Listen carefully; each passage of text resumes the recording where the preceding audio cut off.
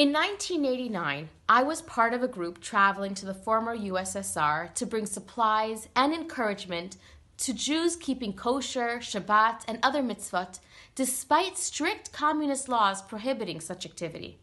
Our duffel bags full of siddurim, tefillin, Hebrew language books, and kosher foods like peanut butter and salami managed to avoid Soviet customs confiscation.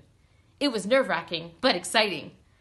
It was incredibly inspiring to see Jews subsisting on so very little in order to keep kosher, Jews clandestinely forming minyanim and Hebrew language classes, and pairs walking separately to Jewish gatherings in order to deter suspicion.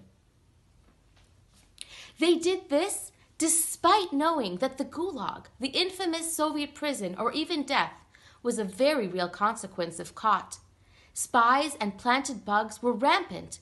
In my hotel room, a bug hung from the ceiling, and when I mentioned in my room that a garbage can was missing, a staff member delivered a garbage can within minutes. Such was the level of scrutiny. What compelled these Jews to make such huge efforts to keep mitzvot?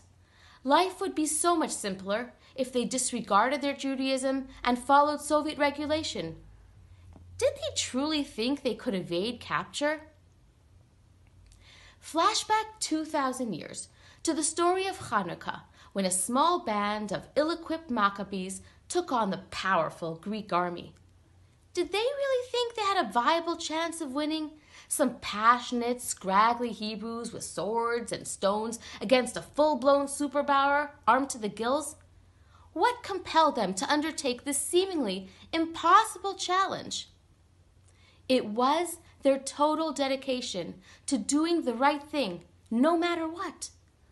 Although it was illogical for the Maccabees to battle the Greeks, or for the Soviet citizens to hide activity from the KGB, their inner moral strength and the strength of their convictions compelled them to risk their lives to do what's right.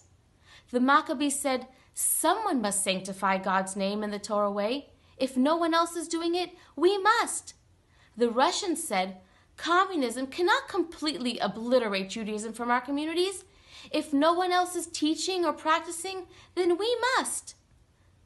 Hanukkah reminds us that when we stand strong and say, "We're doing what's right," no matter how difficult, even when the odds are against us, God looks down upon us and says, "My children, you have taken it this far.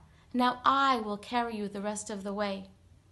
Each one of us has inherited this inner strength from our ancestors, this ability to stand up in the face of adversity and do what is right. Take advantage of your strength, follow that inner feeling, and have a wonderful, miraculous Hanukkah.